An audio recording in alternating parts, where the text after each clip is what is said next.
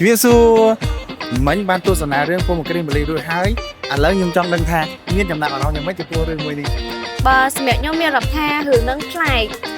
ប្លែកដូចបងចំរងគាត់បានលើកឡើងក្នុងពេលដែលកំពុងតែ support រឿងអញ្ចឹងហើយសម្រាប់ខ្ញុំប្លែកមែនរបៀបថារឿងហ្នឹងវាមាន plot twist ដែលធ្វើឲ្យយើងកាន់តែចង់ដឹងរឿងហ្នឹងថាវាមិនទៀតណាហើយសម្រាប់ខ្ញុំមានរាប់ថាមើលឲ្យសប្បាយសាច់លើពេលของកូនមកហើយរៀងរត់ធត់ដែរវគ្គខាញ់មកហ៊ានមើលវាស្បត់កូនបានហ្មង cái riêng ní miếng cái lại sập bái hay miếng cái lại cầm sắt នេះកន្លែងរត់ធត់តិច miếng cái lại rột rột tiền ហ្នឹងហើយ hay từ tua ban mê riêng ấy clap pi xây dựng mười ní បើសម្រាប់ខ្ញុំយើងគួរតែសម្រាប់មេរៀនដែលយើងទទួលបានមកណាយើងគួរតែផ្ដល់តម្លៃទៅគ្រួសាររបស់យើងហ្នឹងហើយ